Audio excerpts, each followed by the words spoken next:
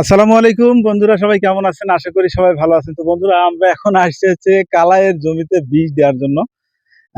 আসলে এই কালাইয়ের যে জমি, এই জমিতে যে ফুলগুলো হয়, এই ফুলগুলো আসলে বিভিন্ন ধরনের পোকাতে খেয়ে নেয়, যার কারণে আমরা মূলত এই কীটনাশক স্প্রে করবো। এই যে আমার পিঠে পিঠে বান্ধা কীটনাশক, এটা দিয়ে চাপ দিলে এরপরে এই যে মাথা দিয়ে কীটনাশকের পানি মিশ্রিত যে কীটনাশক সেটা বের হবে। আমরা কিন্তু এইভাবে আস্তে আস্তে দেবো, দিলে এরপরে কালাই, মাসকালাই যেটাকে বলে আর কি, এই কালাইয়ের ফুলে যে সকল পোকা লাগে সেগুলো আসলে এখান থেকে চলে যাবে।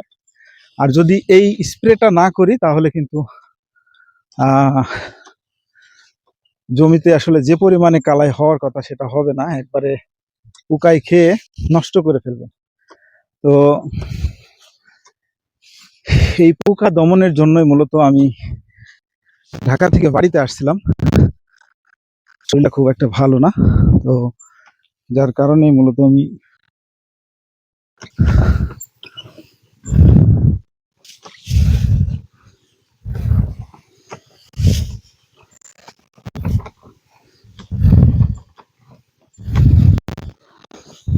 তো ভালো কালাইয়ের ফলন নিতে হলে আসলে এই সময়টা খুব ভালো করে যত্ন হবে।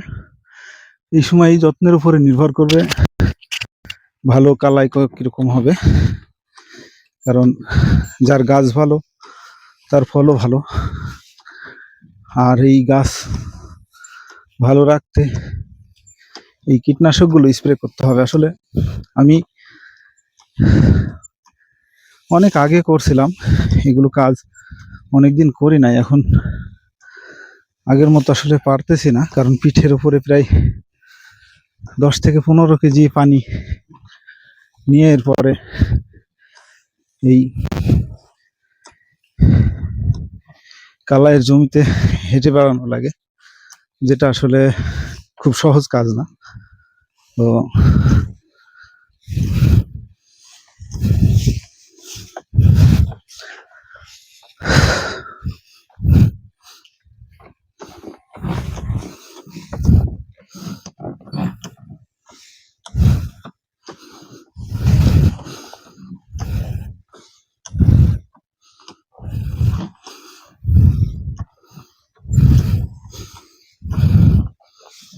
বিজি,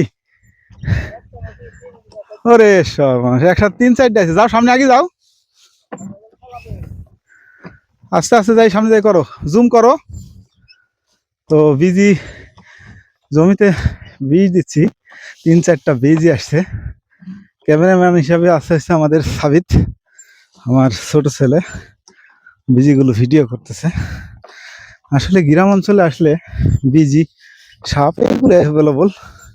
বিশেষ করে শিয়াল দেখলাম কালকে, এবারে বাড়ির কাছে রাতের বেলায় ঘোরাঘুরি করতেছে। তো হ্যাঁ, পালাইছে, হ্যাঁ ওই থাকে, একবার কাছে ধরো।